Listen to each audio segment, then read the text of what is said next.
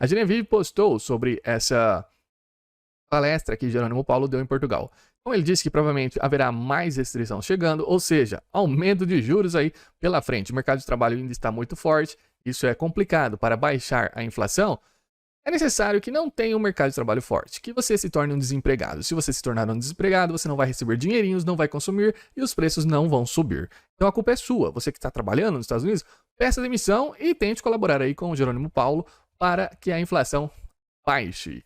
E aí ele prevê mais 2 aumentos de juros, 0,25 nas próximas 2 reuniões. Lembrando que o Fed pulou um aumento nessa reunião. A reunião passada não aumentaram nada, o que parece um grande absurdo, já que a inflação não está controlada, o mercado de trabalho está forte, está tudo nas máximas, né? Tudo de forma negativa para o Fed, o que seria positivo, um mercado de trabalho forte, isso e aquilo. Nesse momento é extremamente negativo, já que a inflação está alta, eles tentam controlar a inflação dessa maneira, que as pessoas fiquem desempregadas, aumentando os juros e tudo mais. Não aumentaram. Muito, muito suspeito. E agora disseram que vão aumentar. 80% de chance e o mercado já prevê. Mas o Jerônimo Paulo falou que nas próximas reuniões também haverão aumentos. Só que o mercado não está precificando isso. Não estão precificando aumento para 5,75%. O mercado ainda está desconfiado das palavras do Fed. Outra coisa, o Fed diz o seguinte: não vejo a inflação voltar para 2% nesse ano ou no próximo ano. Vejo a gente no caminho do progresso. Isso significa que a inflação não será controlada.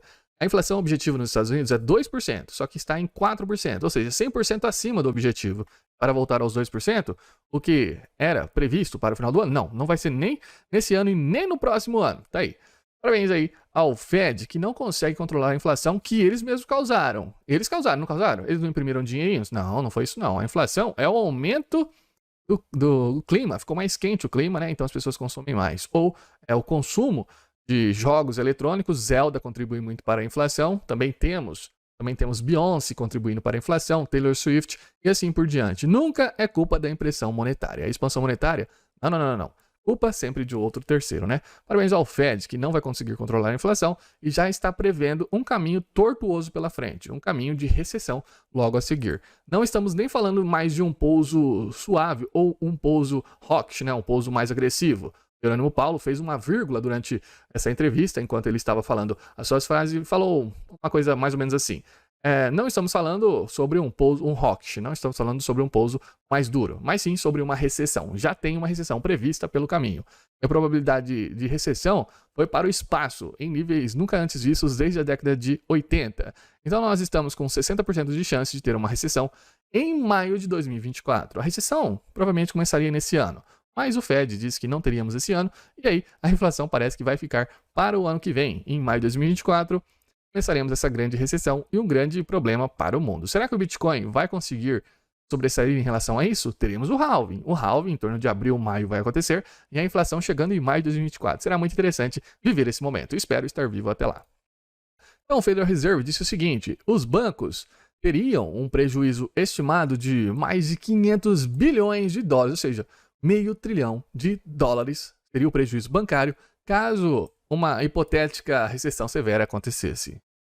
$500 bilhão seria a dívida dos bancos. Quantos bancos não seriam quebrados quando isso acontecesse? Ou quantos bancos não seriam fagocitados pelos gigantes bancários que simplesmente compram esses banquinhos por zero e ainda recebem os bailouts do governo, os backstops. Não falamos em bailouts, falamos em backstops, né? Então tá aí, uma recessão pode surgir, já está no radar do próprio Fed, e o Fed disse que aí, tem uma perspectiva de que eles teriam um prejuízo gigantesco. Mas calma, que sempre tem um jeitinho, né? Temos aqui a nossa querida dívida americana, que superou os $32 trilhões.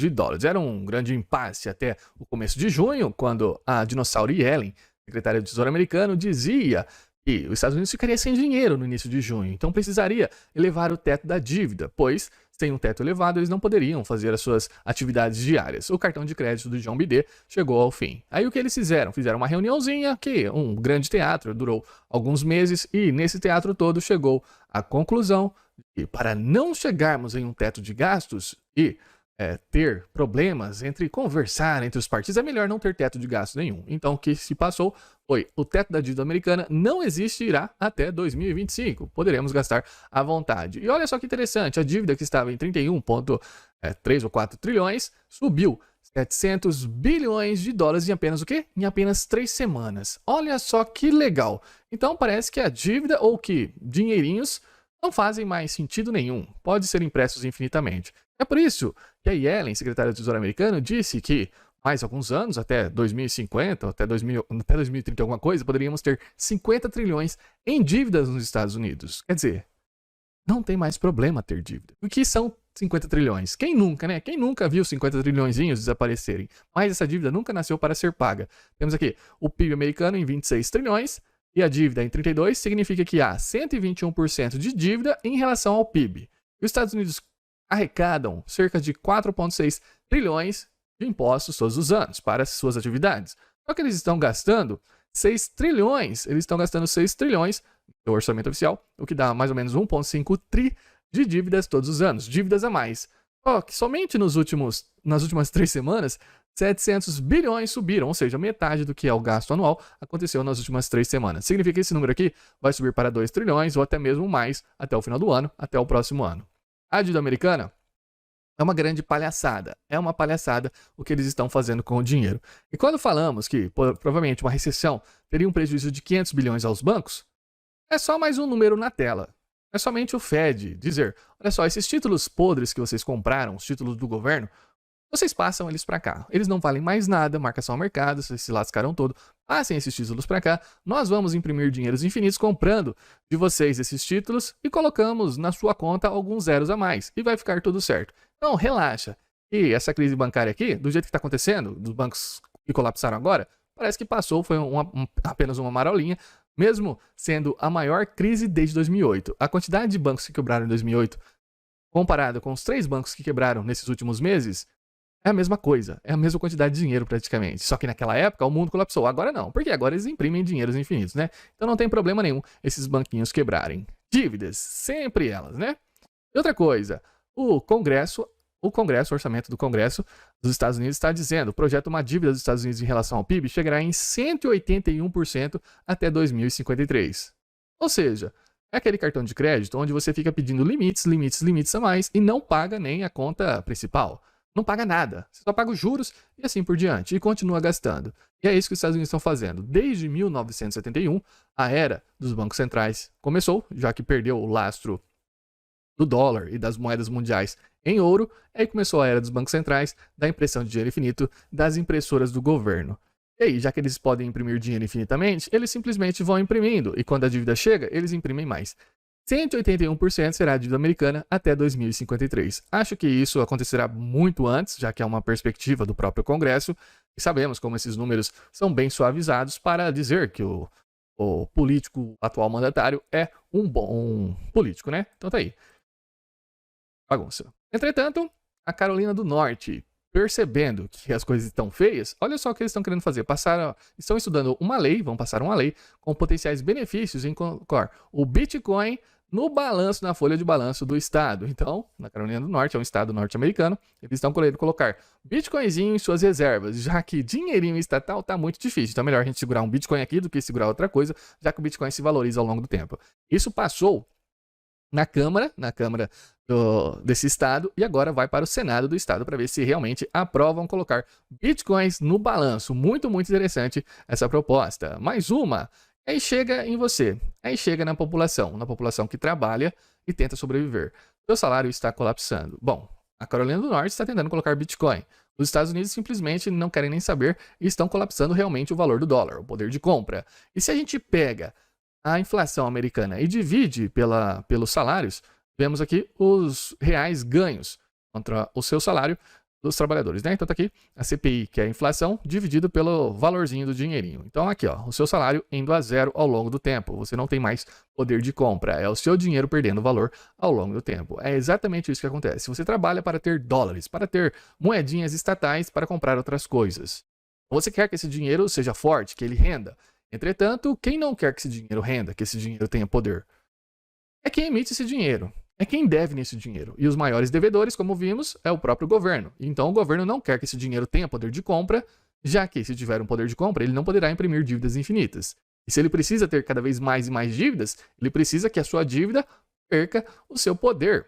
E aí o dólar vai caindo. Só que você recebe em dólar, você recebe moeda estatal. Então é o seu poder de compra que está indo para o espaço. É o seu tempo de vida que está sendo roubado. É por isso que nós falamos de Bitcoin aqui nessa live. Porque não tem como inflacionar o Bitcoin, não tem como o Estado roubar o seu Bitcoinzinho e imprimir novos Bitcoins, ou isso e aquilo. Então, nós estamos mudando de um sistema baseado em dívida, que é o sistema nosso que vivemos. O sistema Fiat é um sistema de dívida, onde o dinheiro é simplesmente apertar um botão e se torna uma dívida do banco com você, quando você deposita lá dentro, para um sistema baseado em propriedade. E propriedade absoluta. Ou você tem o seu Bitcoinzinho, ou você não tem. Não tem outra coisa. Ou você tem ou você não tem. É muito diferente de números na tela dentro de um sistema bancário. Então essa é uma revolução silenciosa, que começou há menos de 2 décadas e já está fazendo um grande barulho no mundo. É por isso que eles têm tanto medo do Bitcoin, é por isso que eles xingam de todas as maneiras e querem se apoderar disso. Para tentar destruir, obviamente. Porque perder a maior arma do mundo, que é o dinheiro, ninguém quer. O poder de imprimir dinheiro é o maior poder que existe na face da Terra. E quem tem esse poder? O próprio Estado americano, os Estados Unidos. Eles são a maior arma do mundo e já estão perdendo esse poder para outros países, com essa desdolarização a caminho, apesar de incipiente ainda no início, poucas moedas estão conseguindo transacionar além do dólar, como reservas dos países, e esse poder todo, mas o Bitcoin está aí. E vocês estão na liderança disso tudo. E vocês são early adopters, pegando uma tecnologia que começou agora, está em fase de descoberta, e nós estamos lutando para que esse direito de ter Bitcoin sobreviva no futuro. Muito interessante o que nós estamos vivendo aqui. Talvez você não consiga aproveitar todos os benefícios do Bitcoin, mas você, tendo Bitcoin na sua carteira e garantindo que isso aconteça, você garante o futuro das próximas gerações. Garante o seu futuro e o de sua família, porque nada vai mudar a não ser você. Então vamos lá, mensagens na tela. Danilão, o pior de tudo é o mundo ter que pagar essa dívida deles com o nosso tempo de vida. Exatamente, isso é uma coisa muito importante. Quando os Estados Unidos, eles falam que tem que fazer um apertamento monetário, eles estão dizendo que o mundo inteiro vai sofrer. Porque o mundo deve em dólares. Porque as reservas do mundo são em dólares. E se o mundo deve em dólares, eles precisam comprar dólares. E aí, as moedas estatais dos próprios países vão perdendo valor e o dólar vai subindo. Vimos aí o gráfico do XY, né? Que mostra realmente a força do dólar em relação às outras moedas. É isso que acontece. Quando eles dizem que precisa de um apertamento monetário, eles estão exportando a inflação e roubando o tempo de vida da população mundial.